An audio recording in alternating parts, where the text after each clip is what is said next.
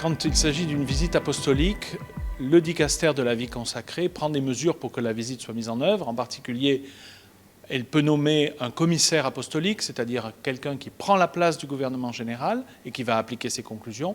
Ou, si les conclusions sont moins difficiles à mettre en œuvre, il peut nommer aussi un assistant apostolique, c'est-à-dire une personne qui va aider le gouvernement général à mettre en œuvre les décisions qu'il aura prises.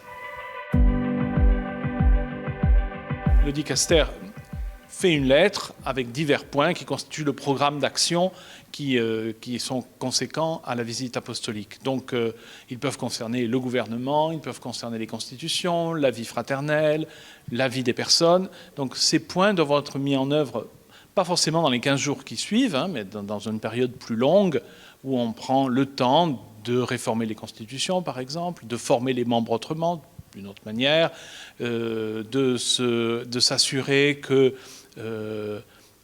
les difficultés sont affrontées dans les communautés, que la communication est faite sur les points que le dicaster a voulu mettre en évidence.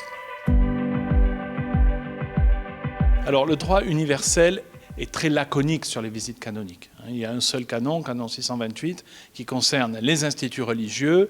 Donc il y a toute une série de réalités de la vie consacrée qui ne sont pas formellement concernées, mais dont on peut penser qu'elles sont aussi concernées. Donc il est évident que l'encadrement de la visite sera peut-être à préciser, puisqu'on a remarqué aussi dans ce colloque une énorme demande de visite de la part des instituts, de la part des membres, une soif d'être écoutés et de voir que une autorité de l'Église les écoute. Et donc c'est ça aussi l'idée d'une visite canonique, c'est qu'on puisse écouter et que l'autorité puisse prendre la mesure de ce que pensent les membres d'un institut.